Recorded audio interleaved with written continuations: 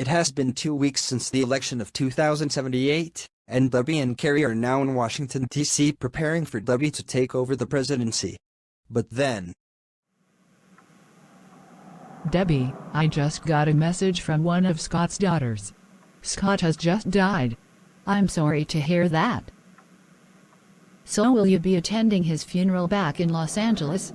Of course. I was already sent an invitation via email. You are welcome to come too, of course. Sorry, but I can't. I need to focus on preparing to make the appointments for members of my cabinet once I become president. And, if I may be honest, I never liked the fact that Scott became a Muslim.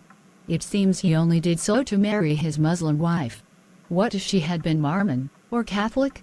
If you convert to a religion just to marry someone of that same religion, doesn't that make you a hypocrite?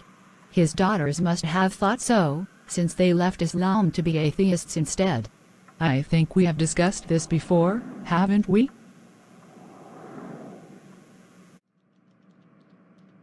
Hello, Debbie and Carrie. Great to see you two again. And I think you know this guy, right? Yep, it's me, your cousin. I am now one of Suzanne's best friends. And how did that come about?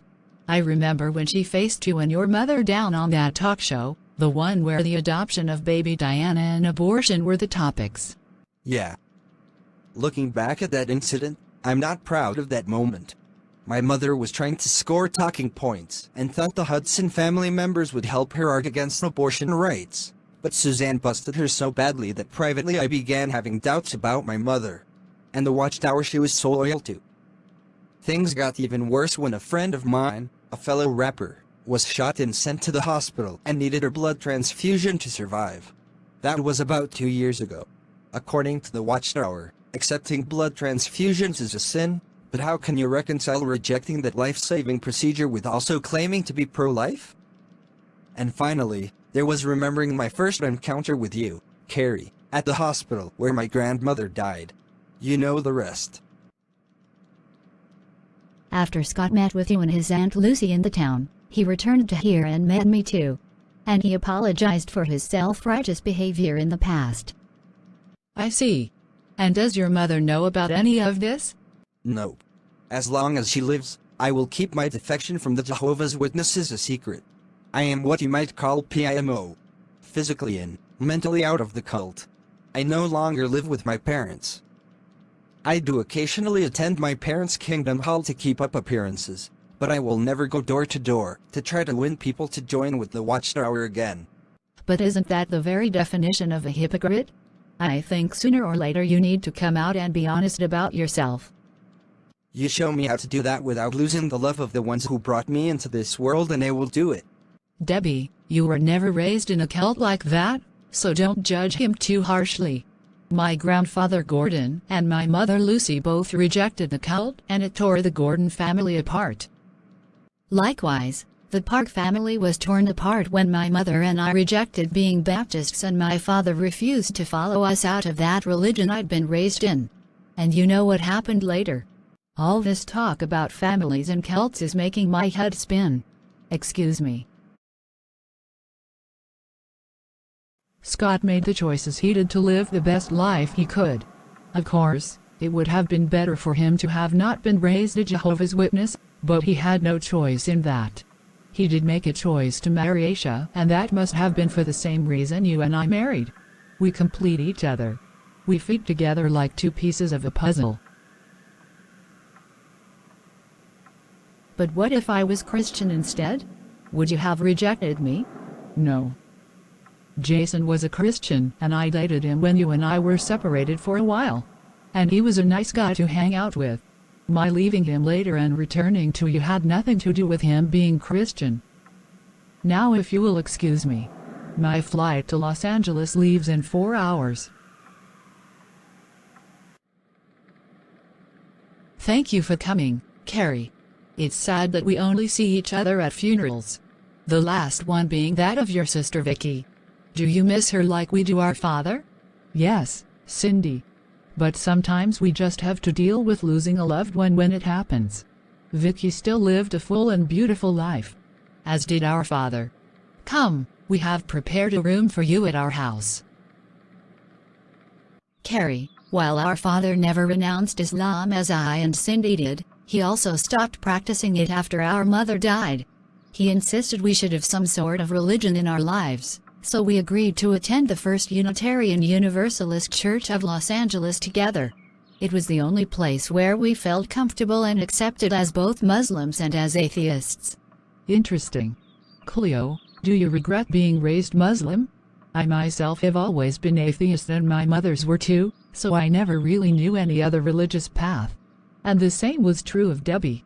Our son Richard was also raised atheist. And he seems to be a happy, productive person. Cindy and I certainly think we would have been better off if we had been raised by atheist parents. We read reports about how women are often treated in Muslim societies, and it makes us wonder why the hell our mother was so devoted to Islam. I and Cindy now completely shun Muslims.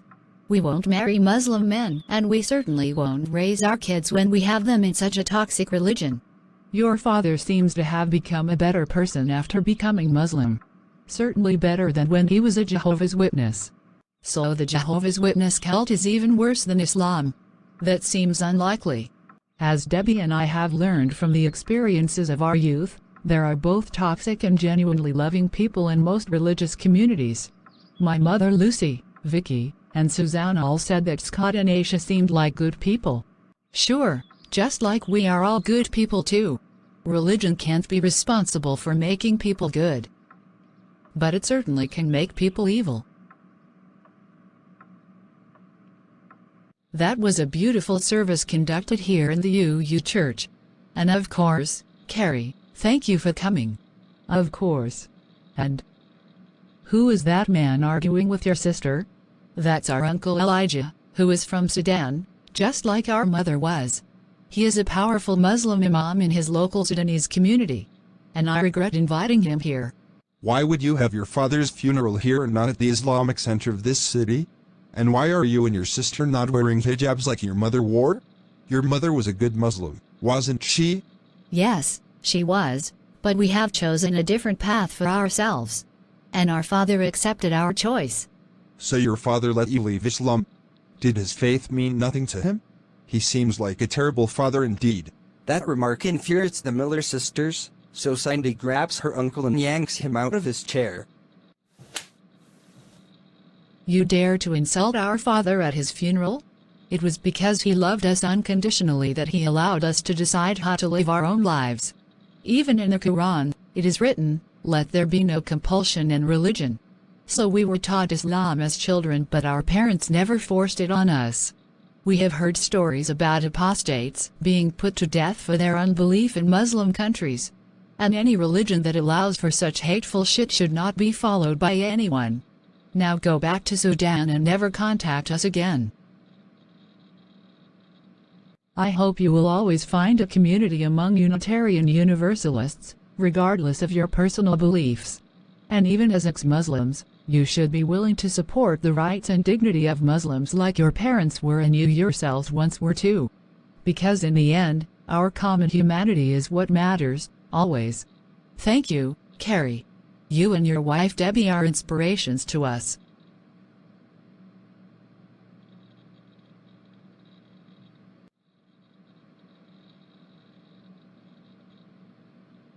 And so Carrie returns to Washington, D.C. to resume helping Debbie.